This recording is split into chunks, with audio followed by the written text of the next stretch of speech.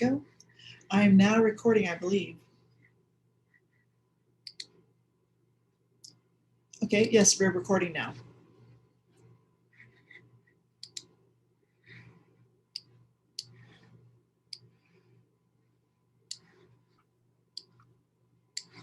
Okay, my clock says 2 o'clock. I don't know what time your clock says, depends on where you are in the world, but welcome. This is our live virtual event sponsored by Space4Women. That's our slide up that you can see right now that says who we are, what we do, and ways to get in touch with us. So if you're not a part of the group and you'd like to join the group, you can either connect to our Facebook page and ask to be put into the Facebook group, or you can email me directly. That's my email, janmillsapps@gmail.com. So we're an international group of women who met at the United Nations a few years ago, and we've been working together ever since because we share a lot of the same goals, especially providing opportunities for girls and women in the space sectors worldwide.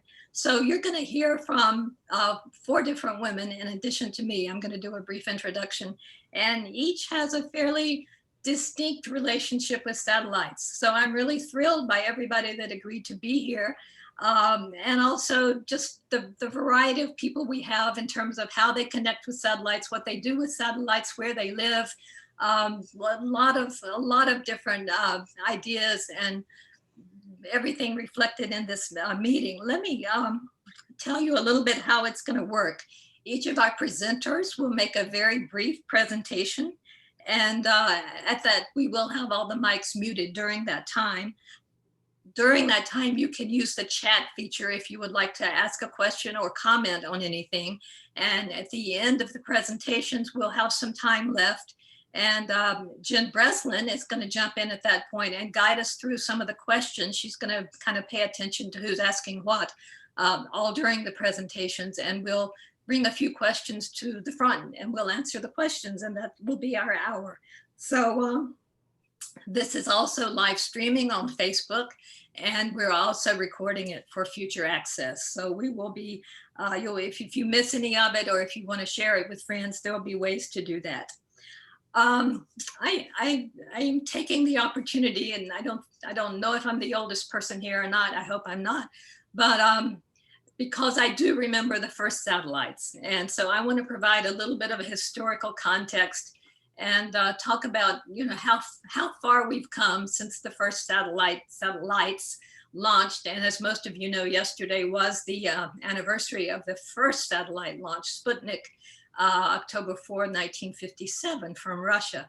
So we've come a long way since then. In the beginning, we spent a lot of time actually trying to figure out our relationship to satellites. It was new and different to have artificial devices orbiting overhead. We didn't know if they had bombs on board, spy cameras, Sputnik beep, beep, beep. So we knew it was up there. Then Sputnik 2 came along, and there was Laika the dog, the first space passenger on the satellite. Explorer had the first scientific instrument. So we had a lot of different ways to think about satellites early on. But the biggest difference, the biggest distinction was that we knew them by name because there weren't that many of them then. So we could talk about specific satellites and their attributes and what they did, what they might do. And my personal favorite, which is what I wanted to spend a few minutes with, was Echo, which launched in 1960. And it was the first communications satellite. So it was the forerunner of this whole network we have, probably helping some of us connect right this very minute, to each other from anywhere in the world. Echo was big and stupid. It was, can we put the next slide up, Jen? There it is. See the tiny little people in the tiny little car? That's how big it was.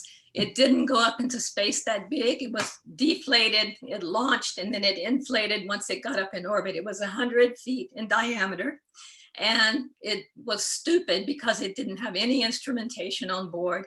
The only thing it did was it had a reflective surface covered with mylar, and it allowed people on Earth to bounce signals from one place on Earth to another. That's really all it did. What it did for all of us, though, as a space community, is it really became the first participatory event in space history because it was so bright, you could go outside and see it in the sky. So I remember this when I was just a kid. I think our newspaper published the schedule that you could go out at night and look for the satellite Echo, and there it was, and it was really easy to see. So you didn't need any binoculars or any kind of device. It was a first fully inclusive space event. Anybody anywhere in the world could go outside at night and look up and see Echo. The little nerd girl in me took it a step further. I wrote to NASA and said, tell me more. They sent me a whole packet, including this little shiny piece of Mylar that's what they used to cover the satellite with. So yeah, there's me reflected in my Mylar. I think the value is, well, okay, let me just jump for just a second. Within the next year, not even a year, we sent humans into orbit. So another satellite, Vostok, took Yuri Gagarin and then other astronauts and cosmonauts into Earth orbit. And that was very exciting, but it wasn't as personal because Echo, I felt like I developed a personal relationship with Echo because there it was. And there it was for anybody. So anybody could, I couldn't see myself as an astronaut or a cosmonaut at that point, but I could go outside and see Echo and it would reflect me back from space. And so that to me is the enduring value of the Echo satellite. Did a lot of other things beyond that, but that's what I remember about Echo. Okay, so we're gonna fast forward. Can we get that? Yeah, there we go. I don't know if anybody else uses Skyview. It's a free app. You can get the pro version. I think it's really cheap too. This is just a screen grab I did yesterday. And look how many satellites. There's the ISS is highlighted, but you can see all over the place all the other little satellites. Some are just boosters, that fell off when the satellite was launched and they're just floating around. And this is only one tiny part of the sky. So if you have an app like Skyview, you can do the same thing I used to do with Echo. You can take it outside, point it at the sky, and see what's up there. And you'll be, if you haven't done this, you'll be amazed at how many satellites are actually up there. More than 2,000 at this point. I'm sure somebody else, one of our panelists, is going to talk more specifically about what's up there now. But that's the context. I want to switch to our panelists now. We're going to spend most of our time with the next four presenters. And let's have the title slide up for Chidinma Aroka. There she is. Hi. And head engineer at the Nigerian Space Agency. And she's going to talk about the importance of satellites as tools for sustainability in her part of the world. So Chidi, take it away. Yeah, thank you, Jen. And thanks for having me, everyone. It's a very great opportunity to be here this evening. I want to say happy World Space Week to everyone. I'm going to speak on the topic satellites and sustainability feature. So here is the table of contents for the presentation tonight. The definition of satellite, what is our feature, what is sustainability, how can sustainability help, data help in socio-economic conditions, how can satellites sustain the future, then the expectations from World Space Week for the year 2020. I would want to say that from data perspective, I would define satellites from my own word, using my own word, that is a superior way of collecting data that is accurate. What can help in sustainability is data, because you need data to plan. If there is no data to plan, there is no sustainability. So with satellites, human error is reduced to the barest minimum. Satellite data gives you a holistic data, because you're not going to take data from the city only. You're going to use data also from the remote areas. So what can guarantee that inclusive coverage is satellite data. So it helps us to plan and know the best way to respond to disaster and other issues that may come up in the future. Just the way the pandemic came, Nobody expected it. We didn't call for it, but it came. So data is key, and the surest way to get data is from the satellite. So what is our future? When I was, trying to prepare this presentation, I was like, our future is nothing but the satellite and the satellite data. Satellites have had great and tremendous impact in the lives of people and the society in general. The satellite industry had created thousands of jobs and served as a means for high technology transfer and diffusion to non-space sectors. I'm one of the benefactors because I was trained in the UK in the design and building of satellites. So that's what satellites can do. And again, satellite technology and its applications, if properly utilized in the future, they can bring sustainability and secure the future of the whole world. So someone could ask, what is sustainability? I'm still using my own word. When you are talking about these things, you look for a better way to suit what you're saying. Sustainability, I would say that is a process, or it could be a system that can guarantee that what you want to, do is achievable. Now, with the satellite, it is actually achievable. Why do I say that? In this era of satellites, communication is covered. So people can actually be in different areas and they will be able to communicate. Now, if it were not for satellites, in this era of pandemic, we would not be able to communicate properly. Why do I say that? A lot of physical offices were shut down, schools were shut down, people were not allowed to gather at a place because of COVID-19. And so social distancing became the order of the day. Because of communication satellites, businesses like Zoom, YouTube, and others that came, that can keep people communicating, know what is happening, and the best practices all over was in place. That is actually part of satellite and what satellite can do for sustainability. So if not, for satellite data, by now, people would be in their different locations and, there'll be no means of communicating. Even the program we're holding this evening will not, hold, because to be frank, nobody will know that something of such is happening since there is pandemic. So how can satellite data help in socioeconomic conditions? To be frank, the importance of satellites, especially the satellite data from the Earth observation and communication satellites, cannot be overemphasized. Collection of satellite data across the globe has tremendously helped improve socioeconomic conditions.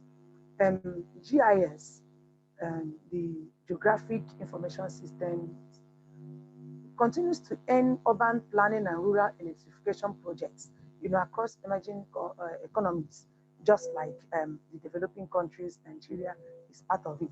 So communication satellite has greatly increased the efficiency with which business transactions are completed. Even in our banks, all this data we use in so many places, the things we do. Other areas include education, health, agriculture, environment, security. The list is just endless. Then, I don't know, I'm rushing because of our time. How can satellites sustain the future? Satellite data is linked with sustainability. You cannot talk about the future. You cannot talk about the future without mentioning satellite data. Just like I said before, you must plan because you don't know what will happen tomorrow. You need satellite to plan. So for the communication satellites, education, e-learning, in our health sector, we use telemedicine. I will talk about them later. And other services that are relevant on communication satellites have witnessed innovative disruptions. For example, the COVID-19 pandemic not only presented huge challenges, but also opportunities in areas such as e-learning. Again, the use of remote collaboration tools, just like I said before, Zoom, YouTube, was possible because of communication satellites. For instance, doctors in cities or developed countries cannot, most times would not want to come to, the rural areas to give hands to the rural people in the rural areas. But with telemedicine services, they have upcoming doctors that can help them, assist them in the rural communities. Then when they just tell them what to do through the telemedicine services, and then the people there can afford access to good and quality medical care that may have been otherwise impossible. So with Earth observation satellites, again, mapping of geographic locations is much easier in time of natural disasters such as flood, erosion, earthquake, and so many other natural disasters. In short, let me say that data from satellites is helping us make better and informed decisions on a daily basis, which translates to better living conditions for all humanity. We cannot do anything without satellites. Again, with Earth observation data, it is easier and more efficient to inspect large swaths of an area. And with communication satellites, again, it is easier to exchange information and provide real-time support between locations. Even precision agriculture would not be where it is today without satellite imagery. Even the nexus amongst water, energy, and food, all of which underpins a nation's GDP. You can only understand these things with satellite data. The time dependency of the Sustainable Development Goals 2030 is in turn reliant on big data from satellites, data. So what's my expectation? What's your own expectation for from the World Space Week in this 2020 occasion or event? I would say that with the 2020 World Space Week theme, which is satellites improve lives, and what I'm talking about, satellites and sustainability are future, I'm very positive, and I know others are too, that the World Space Week organizers would continue to engage policymakers across the globe, both in the developed and emerging countries, to ensure the role of satellite data in both empowering and improving lives in every aspect. International development persists. To be frank, we know it's not easy, because even there are some data that can be bad, because if you send somebody to a terrain that the person cannot get a good data, the person can just come out and get something that you cannot be able to interpret. So with satellite data, you can be able to found a plan. Satellite data can help you to improve lives. It can sustain, it can give you sustainability in terms of education, in terms of health, in terms of security, in terms of so many things, So this year, I would want, just like I said before, the organizers to engage policymakers across the globe, to make sure that the role of satellite data is really will really empower people and be impactful in the life of people. So thank you very much, Jan. Thank you. That was exactly 10 minutes. You did great. Thank you so much. Thank you very much. Yes. Thank So you. if you have questions you want to direct to Chidi, go ahead and put them in the chat, and we'll get to some of them later. You can ask questions to individuals. You can ask questions to the whole group. You can ask questions to each other. But we're going to move on to our next presenter, who's Adrienne Provenzano from Indianapolis. There she is. I want to say the shirt in this photo looks like Indianapolis. It looks like the same pattern. Adrienne is a musician, a composer, an educator. She's a volunteer of the Solar System Ambassador. She writes and performs music inspired by space. And when most of us met her a few years ago at the United Nations, she not only spoke during her presentation, she sang. So I'm not sure if she's going to talk or sing today or both, but we're going to find out. So take it away, Adrienne. A woman's place is in outer space. See how far she'll go. Take a trip on a rocket ship with the earth down far below. Take a trip on a zooming ship with the courage to endure. 'Cause a woman's place is in outer space. Let her explore. Going to a space station, walking on the moon. Onto Mars just because it's the thing to do. Solar systems, galaxies, the universe is where she'll be, 'cause a woman's place is in outer space. 3, 2, 1, explore. A woman's place is in outer space. 3, 2, 1, explore.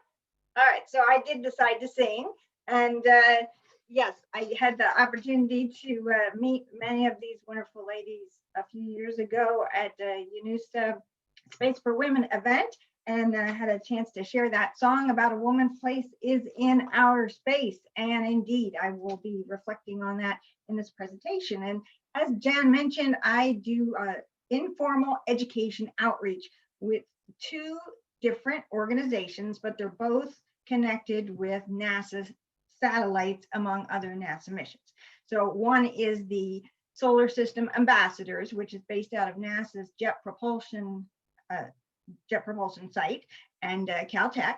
And then also there is the CASIS Space Station Ambassadors, which I'm also involved in. And there are, with CASIS's group, there are hundreds of us, and with Solar System Ambassador, there are over 1,000, and we love space, and we want to share it, and we want to learn more about it, about space exploration, and we want to share it with the general public, and we're all doing this as volunteers.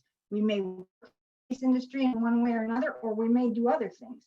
So I want to say thank you to everybody for the opportunity to be here, and happy World Space Week. So if we go to the next slide, I'm going to be talking about NASA's space fleet and some of the many ways in which you can teach and learn about space using the information that's available through NASA. And much of this, pretty much all of this information is available free to the general public. And as Chidi said, we have satellites, we have this accessibility, obviously not everyone, but more and more accessibility for people to use these materials. So on this first slide, we see the operating and future science fleet. Now, let's note, this is not drawn to scale. Earth is not close to the sun like that, and the sun is a lot bigger, but a visualization expert, a digital media specialist, created this beautiful poster so that we can see on it actually not all, many of the missions that are going on right now, a few that will be coming up, and some that are finished.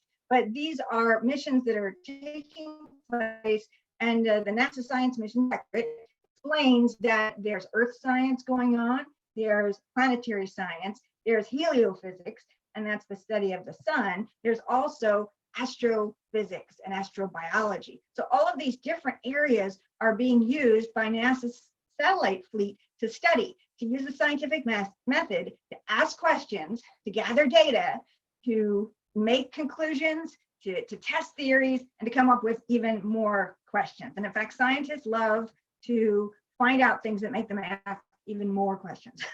And then the satellite fleet also provides opportunities for engineers to develop all sorts of technologies to test out. The space is a very, very harsh environment. And if you can get a satellite to work in space, then you can use those technologies on Earth where the environment isn't generally as harsh. So that's another way that we can teach and we can learn through technology transfers, through NASA spin-offs, through all this data, again, that's coming from these different missions, these different areas of the science director missions. So heliophysics, there's a Parker Solar Probe. And you know, women are involved in many of these missions. The lead of the Parker Solar Probe mission is a woman. Astrobiology missions like Mars 2020, that's actually going to land in February and study ideas about life on Earth. There's the Cassini mission. A woman was the principal investigator, the project manager of that for some time. Cassini, which studied Saturn and Juno mission. And with planetary science, we have Curiosity, which is still roving around, but we also have going around Mars, we have the Mars Reconnaissance Orbiter. And that's how we get all that data back, because the rovers on Mars send the information, the bits, the ones and zeros, up to space to this orbiting satellite, and then it sends it back in ones and zeros to Earth, to Canberra in Australia, and Madrid in Spain, and Goldstone in California, where we have the Deep Space Network. So pretty exciting that all of this is going on in space, and NASA is doing it. And then the great observatories. One more thing to mention before we go to the next slide, but that is the great observatories, things like the Hubble Space Telescope, Chandra, Spitzer, TESS, which is studying exoplanets. All these satellites are out there helping us understand our cosmos. And that's what it's all about, the operating and future science fleet. So I think that's very inspiring. And as far as education, pretty much all these missions have some sort of educational component. So you can research any mission that you're interested in, and you can find educational materials. And those are the kinds of things that I use. As solar system ambassadors, we get special trainings with some of the scientists and engineers and others that work on all of these different projects. So again, we can share that with the general public. But you don't have to have a solar system ambassador in your backyard to help out. You can look at these materials online. So if we go to the next slide. Okay, NASA, Earth Science. So I think I'm about halfway, maybe less than that. But on this side, we see Earth Science. Okay, so these are missions present through 2023. That's a lot going on out there in outer space. And these are the things that are studying our climate and beautiful planet that we live on. We don't have an Earth 2.0 as far as we know. And so this is the one we're learning more and more about. So things like the mission studying carbon dioxide, and GPM that's studying precipitation, and ISAT, and we're studying the ice sheets, we're studying the temperature, we're studying how much vegetation's on Earth, all of these different things. And a lot of these missions, as well as some of those deep space missions, are also collaborations. When we talk about sustainable development goals, one of the ones that I think is most important to the work that space exploration does is all about partnerships. This stuff is really, really hard. It's very difficult. It's very complicated. So the more and more partnerships we can have, the better we can do the work. And Sustainable Development Goal number 17 from the UN is, in fact, partnerships. So it's a great way to teach about that as well. And whether you're working with children or older folks, it's good to talk about communication and critical thinking and creativity and collaboration. All these expeditionary skills, they're so important, whether we're sending a robotic satellite mission or we're sending people, or really both. That's where we're headed more and more in the future. Okay, so Earth Science, I talked about that. NASA Science Mission Directorates. There are lots of programs. One example is something called Earth Observatory Kids, which is a children's program. Lots of great resources, lots of educational materials. And again, global precipitation measurement satellite, that's just one that has great materials. But again, most of these satellite missions have their own designated educational materials, or you can find materials through general NASA websites. There's also all of this data. There's free data available through My NASA Data and Earth Data. These are just some of the sources where we can get information that can be used for research and teaching and learning. And then all of these different kinds of remote satellites, remote sensing is becoming even more and more available. So we have things like the Cube satellites that are just the size of a shoebox. It's pretty amazing. This big, it goes out there in space. So whereas things like Voyager, which is way past the solar system, the two Voyagers, now there's amazing technologies with these small satellites, and they're more affordable. Now, some of those are being launched from Earth into space, but some are being launched from the International Space Station. And on this image, you also see on one side is a circle of flags. Those are the countries that are involved in the International Space Station from the 5 different space agencies. And the ISS is celebrating a very important anniversary this year, coming up on November 2nd. And that's the 20th anniversary of humans living on the International Space Station. In fact, a few more are heading up later this month, a few more are coming back. And then I think by the end of the month, by the beginning of November, there'll be 7 people living up there.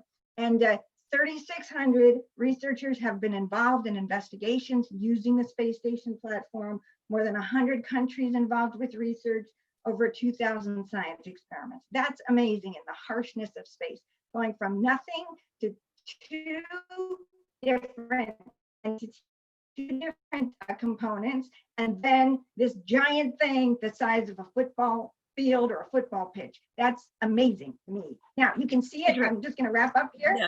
I got the get off the stage sign. Thank you.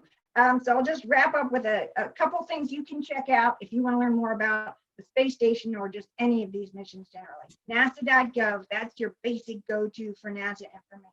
Spotthestation.nasa.gov. Jan mentioned some of the apps to see satellites. That specific one, spotthestation.nasa.gov, you can type in where you are. You can see the space station fly over where you live. It's amazing. I've done it many times. Solarsystem.nasa.gov is how you learn about solar system ambassadors, and spacestationexplorers.org is how you learn about space station explorers. And then one more thing, that's the publication Benefits for Humanity. And that tells us what the International Space Station is doing. It's a wonderful publication with all the different partner agencies around the globe working on this. So I thank you for the opportunity to participate, and I'm looking forward to our other speakers and any questions that you may have. Thank you. Okay, thank you. If you have a chance, maybe you could type some of those resources into the chat column so everybody can access them, because maybe we didn't catch it when you just said it out loud. So thank you so much. I learned a lot. We're going to move on to our next guest, our next presenter, Dr. Basuti Bolo. She comes to us from Zimbabwe, specifically from Africa University, where she's chair of educational technologies. I think that's a fairly new appointment, so congratulations, Basuti. She's a great advocate for women and girls in space, and she's going to talk to us about how satellites might help with female empowerment in developing countries. Hi, Basuti, go right ahead. Good evening, everyone. I'd like to thank you for inviting me to this World Space Week, and I'm happy to share with you my experiences in developing countries. So my topic is satellite and unmanned area vehicle technologies, tools for female empowerment in managing agricultural resources in developing countries. Why agriculture and women?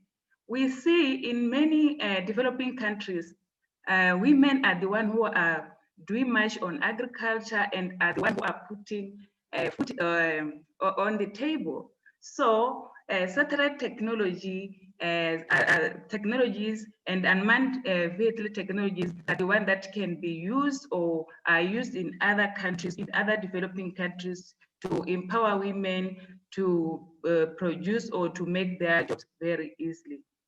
So countries like Botswana, Malawi, Zimbabwe, Nigeria, and others, they have been using satellite technologies on agricultural resources.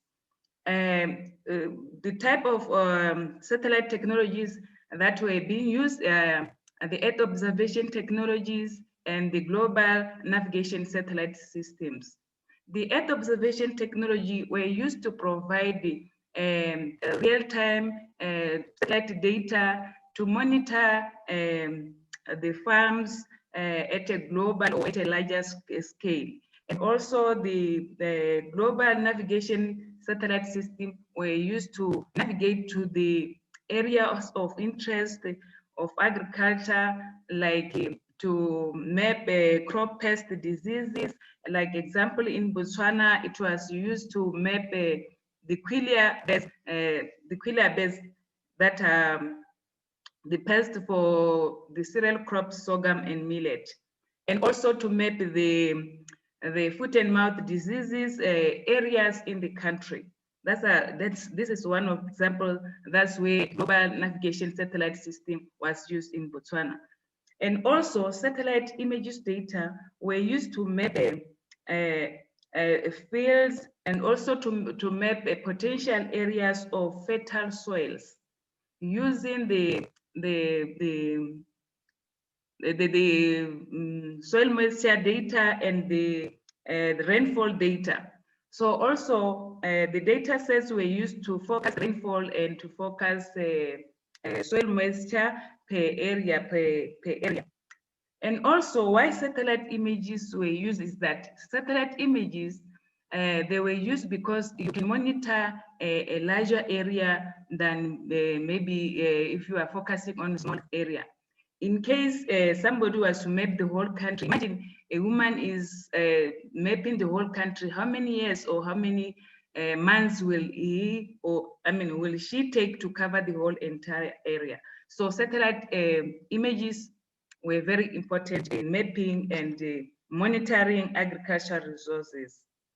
So because of, if we all know that satellite technologies or satellite imagery, they are different in the resolutions. Some, they take pictures after a month, after 6 days, and so on. So in developing countries, because they need a very high resolution data, so they found that there was a gap and there was an introduction of new technology of the unmanned aerial vehicle, like the drones technology. These drones technology are used to take pictures like satellite images to monitor these small farms that are found in the developing countries. You know, developing countries and the developed countries, farm sizes that are different. You find that in a developing country, you can find a farm that is less than 1 hectare. So if a farm is less than 1 hectare, sometimes it's difficult for it to be monitored by a satellite imagery. So these unmanned area vehicle technologies, they are just like, they are the technologies that are linked to satellite because they all do the same work, like of Earth observation. They capture the data in a similar way. So countries like Botswana have introduced the drone technology at the universities to train students how to use the drone technology. I was one of the beneficiaries who designed a model for farm management system using drone technology for precision agriculture. And also countries like Zimbabwe, they are introducing the drone technology, as well as Malawi and others, to mention these few. So why are we including women? We find women all over the world that women are more than males. So the women can be empowered with the satellite and unmanned area vehicle technologies to monitor agricultural resources. And we see that women are always, they are found more on the agricultural sector, even the environmental sector. So they can use the technology much easier to manage the resources and also to manage to manage other resources so that they can improve the food production of the country. And we all know that women, they are the, when I define a woman, I say a woman is powerful because she will find all ways of finding food, or sometimes you find that the women, that the one who can find always all methods of finding or to bring food at home. So there are also people who has sharper mind to look at the technologies or easier ways of or tools that can assist them to put food on the table. So today I can say women and girls must be empowered with satellite technology to increase food production for sustainable development globally. Thank you very much. That was my topic today and my presentation. Thank you. Okay, thank you, Basuti. That was great. I as you were winding up, I posted a question that your presentation gave me, which was, our satellites are survival tools for women. I mean, all the different ways that women can survive. Satellites are just one of the tools that they use now. So thank you for bringing all that to us. If you have questions for Basuti, please don't forget to go ahead and put them in the chat room. We have one more presentation, after which we will open the floor up for questions. And it is from our friend and associate, Alice Gorman from Australia, AKA Dr. Space Junk. She keeps track of all the stuff up there, what it's doing, what it's not doing, and maybe what it tells us about ourselves. So she's going to talk to us about satellites as part of our cultural heritage. So hi, Alice, go right ahead. Hi, everyone. It's very exciting to be part of this panel. I'd like to start by mentioning that I'm speaking to you today from the land of the Wiradjuri people, and I acknowledge their elders past, present and emerging, and extend my respect to traditional owners and elders from all the different parts of the world that the audience is from as well. So I'm a space archaeologist. So what I do is actually look at satellites, as Jan said, as part of cultural heritage. Next slide, please, Jen. And as Chidi just mentioned, the oldest human artifact in space is the Vanguard 1 satellite, which was launched in 1958 by the US. It was actually the third satellite in space of all time. But this satellite is now part of the population of space junk that we have orbiting the Earth. And the image you see on the right is a representation of the density of space junk. You can see it's particularly thick in low Earth orbit, that cloud just around the Earth. And then the broad ring is the geostationary ring where most of our telecommunications satellites are. So Vanguard 1 and the rocket body that launched it, the upper stage of the Vanguard rocket, are still up there. You can see in that picture that Vanguard 1, often described as the grapefruit satellite, an insult thrown at it by Khrushchev, is actually quite a beautiful object. And this photograph shows you some of the details on the surface. So at the moment, as far as I know, Vanguard 1 has never presented a collision risk to functioning satellites, and it still seems to be intact. We could argue that it has an incredible amount of cultural heritage significance, both because of its age, because we can get scientific data from it about how human materials survive in space, a very harsh environment, and because it's connected to communities across the world. When it was launched, there was a volunteer network of people set up across the world to look for it and track it. So as well as the scientific community, the space community involved in the project, there's actually a much broader amateur or community science group of people that this satellite connects to. So it has historic significance, social significance, and aesthetic significance. It's a piece of humanity's cultural heritage in space. Next slide, please. But I want to talk a little bit more about another early satellite that I think has a very particular resonance, because I would argue that this is actually part of women's space heritage. So one of the reasons our group exists is because women have traditionally been excluded from what's called the hard sciences, and particularly from space and physics and astronomy and astrophysics. But among the early functions of satellites that were launched into Earth orbit was gathering scientific data.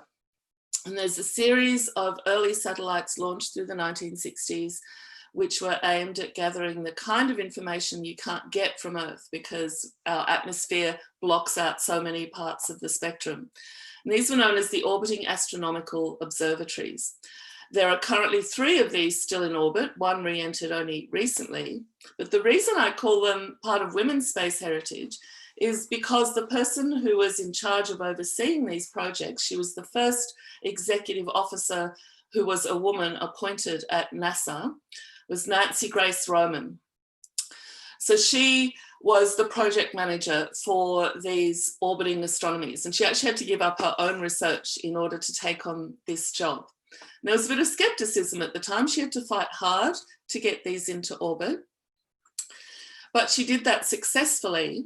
And these orbiting astronomical observatories are the progenitors of some of our most famous space telescopes, like Hubble and Spitzer and all of those ones. So Nancy Grace Roman is known as the mother of Hubble. So if we think of these pieces of space junk, the 3 orbiting astronomical observatories that are still left in orbit, not working sadly anymore, these connect to a very particular piece of women's space history and a person of great historic and social significance. So I'm going to finish my presentation with a quote from Nancy Grace Roman from an oral history she did not long before she passed on. So she said, "I certainly did not receive any encouragement. I was told from the beginning that women could not be scientists. The first encouragement I got was in my junior year at college. The head of the physics department came up to me in the lab one day and said, 'You know, I usually try to talk women out of going into physics, but I think maybe you might make it.'" Thank you. Thank you. Thank you, Alice. You have 4 more minutes if you have anything else you want to say. Oh, well, I will in that case. So just to give a bit more context, I'm interested in environmental management in orbit, because this is the background I come from on Earth. And while we talk of space junk, and while space junk is a very serious problem, I think we actually need to take a bit more of a thoughtful approach to cleaning up orbital debris, and that includes taking into account the heritage values of some of these spacecraft. So we're nowhere near active debris removal yet, but when that time comes, when we've overcome all of the obstacles like these mechanisms being used as anti-satellite weapons, I think we don't just have to say, this is junk, let's get rid of it, because some of these spacecraft have incredible heritage significance. And I'm currently working on a project inspired by my involvement in the Space4Women network, which is to make a women's space heritage list. And it's really only something I started to think about when we were talking about various issues in some of our meetings.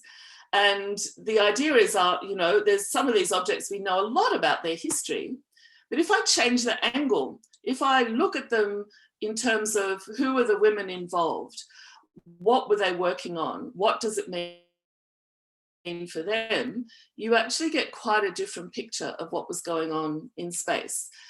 Nancy Grace Roman is pretty well known, but there's lots of other women and projects where we might know that they were there, but I want to change the perspective, flip the perspective. So we're actually looking at it from the point of view of these women. So I'm just at the beginning of it, and talking about the Orbiting Astronomical Observatory today is part of my trajectory to make this a much broader project. Okay, thank you. I think some of us might like to help you with that Women's Space Heritage Project. So keep us informed, please, for sure. I knew about Nancy Grace Roman because she's in my Lego kit, Women of NASA. Lego put out a little Women of NASA where they had, she was there, Nancy Grace Roman, Mae Jemison, the woman that did all the programming for Apollo, Margaret Hamilton, I think was her name. And who was the 4th? It was, anyway, there were 4 women, but Nancy Grace Roman was there. And another trivia, maybe that it belongs in the Women's Space Heritage list from my ECHO presentation, one of the hidden figures from the book and the movie Hidden Figures, her name was Melba Roy. She became the head mathematician, and she was in charge of tracking both the ECHO satellites. So, she's somebody that we know a little bit about from Hidden Figures, but we don't really know what happened to her after the movie. Well, she got promoted, and she had a big role in both of the ECHO satellites. So yeah, let's build that heritage list for women. Okay, these were great presentations. I want to thank you all. And also I want to thank Jen Blank she's our driver. She's the one that's been putting all these slides up. And I want to thank Jen Breslin, who I'm going to call on in just a moment. And I want to thank Mariuszka Stra from World Space Week for encouraging us and supporting us and giving us a lot of good publicity. We're thrilled to be a part of World Space Week. Okay, there were a lot of comments. I couldn't read them all because I was doing a lot of stuff, but I asked Jen Breslin to kind of keep track and maybe pull out a few good comments or questions to bring to the forefront now and see if we can spend our last few minutes getting some more information out there. Jen, are you there? I'm here. Can you hear me? Yes. Okay. That was wonderful. Thank you everyone so much. So yes, I've been monitoring the chat and a lot of questions have been answered as well. So I'll go to some of the bigger themes perhaps, including around issues of accessibility, sustainability, and women's empowerment. So there were a number of questions around accessibility in terms of accessibility of data to non-military data to other countries, looking at the accessibility of satellites and capabilities in countries that are kind of non-spacefaring, and then accessibility issues for women. So how are women on the ground able to access and use this data? So if anyone wants to reflect on that issue or one of those specific points of it, please do. Do we want to go one by one, or? Why don't we throw it open and see who would like to comment, and maybe even beyond the panel. If anybody else wants to tackle that question, just unmute yourself and go. Maybe I might make a comment here. I've been thinking a lot about the Starlink satellites lately and the promise they hold out of, you know, easy, free, accessible internet for everyone across the world, particularly in areas where that hasn't been an easy thing to get. And I'm constantly, I guess, surprised that there has not been more of a discussion about the phenomenon of the digital divide in this. So we know that the digital divide still exists. Part of that is a sort of a global north, global south thing. Part of that is to do with you know, wealth inequities in different countries, but we also know that women are usually on the wrong side of the digital divide. So even if these kinds of services are accessible to people, it doesn't guarantee that they get to women. And while there's all the empowering aspects, there are also surveillance aspects of this as well. So I think there's still a lot of hard discussion and debate that we need to have around what accessibility even means in accessing satellite services. Yeah, I had actually posted a question like that specific to Basuti, because you were talking about women using satellites in developing countries, and I really want to know, is it widespread, or are there still a lot of gaps? Are there still a lot of women who can't get to this information? Basuti, are you there? Yes, when we talk about the accessibility of satellite data, sometimes you find that there are data that is free data, but you find that the free data, it has some limits, like it's limited to the resolution. Sometimes you find that the data is outdated, it is not being updated frequently. And the challenge is that people, like, you'll find that people need updated data, and also the resolution of data is very important. Like I've said that in my presentation, that you'll find that sometimes find that the satellite data that is readily available for free, it is very low resolution to an extent that you can't even maybe monitor a field or an area that is less than 10 hectares. So that's where the challenge is. Yeah, that's where the challenge is. And you also, if you look at the number of people that are adapting the technology, satellite technologies or space science technology in developing countries, the number is still less because of countries, many countries do not have, they don't have space agencies yet. So we are trying to do outreach, and sometimes even though that people know space science, the question is like, where will I work? Where will I get a job if I can do space science, and so on. So you'll find that the countries that benefits are those who are already using technology or who has the space centers, because a student or a child or anyone interested in space will be has the passion to do space science so that he can work at a center within the country. That's where the challenge is. Thank you. So I would, hello, Jane. Jane. Hello, Yeah, Jane. I want to add something. sure. So, good evening once again. I would want to say that in the developing countries, I think our problem is that women are not given the opportunity. You know, it's not about accessing data. When you are given opportunity to see the data, what can you do with the data? You know, I made a comment there. I said that women have always been at the side where technologies, data, satellite data are dumped on them. They cannot be creators because, you know, the opportunities are not there. I always give an instance like myself when we went for the building of the satellites, we came back, you know, there were some things that were, you know, were supposed to be done in the organization where I work. Then I think I was pregnant. I was sidelined, you know. So it's not as if we cannot do it, but the opportunities are not there. And again, they always look at us as weaker vessels. These ones cannot handle this.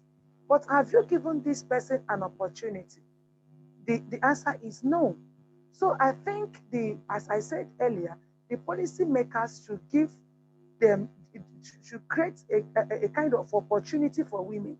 You know, and when these satellite data are brought to table, they should be given opportunity to analyze the data, you know, the images, and then work on the things. You know, in the developing countries, I had a project I did some time back when I was in the university, you know, undergraduate.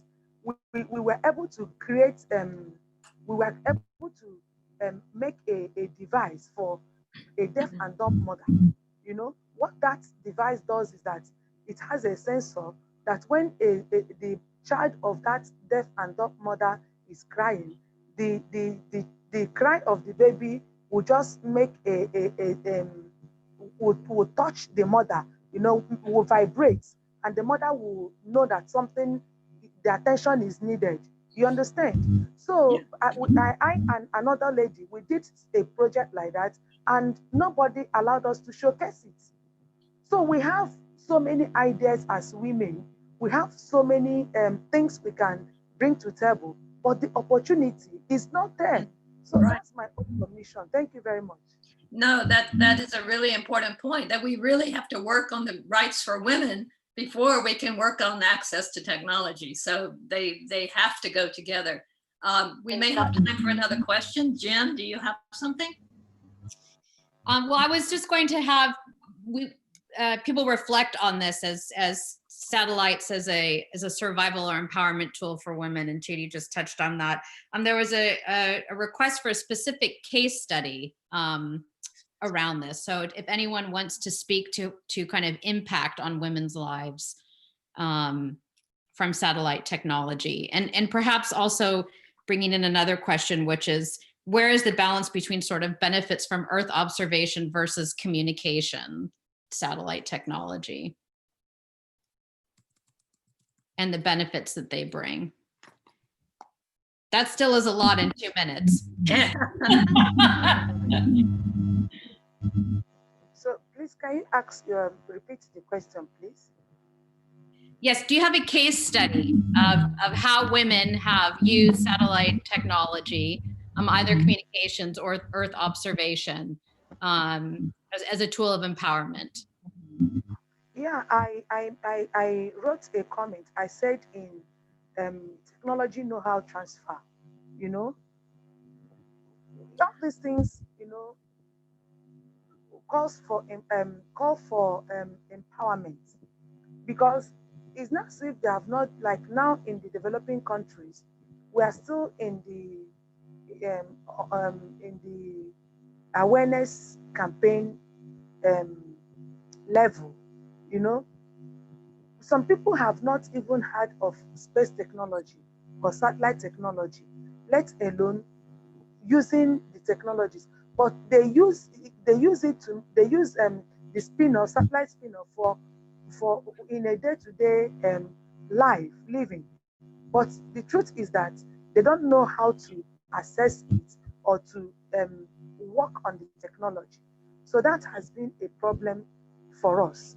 It's not as if in the developing countries we have not had a benefit from Earth observation or communication satellites, but we have not had projects, you know, we have not worked on some projects, but we have ideas.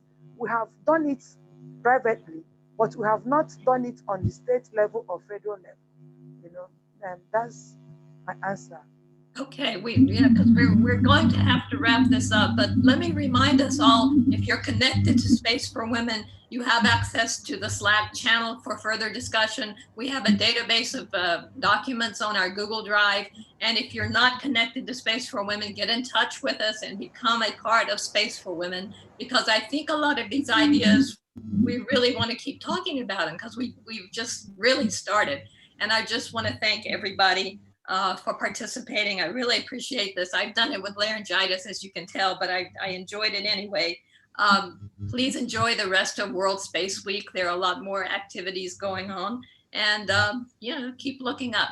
Thank you, everybody. And finally, I will put the recording of this presentation and the chat, or at least the recording, onto our brand new YouTube channel, which is Space4Women. Right now is empty, and this will be the first contribution to that channel. So Thank you, Jen. Great. That sounds terrific. All right. Thanks, everybody. Thank you all. Thank you, everybody. Thank you.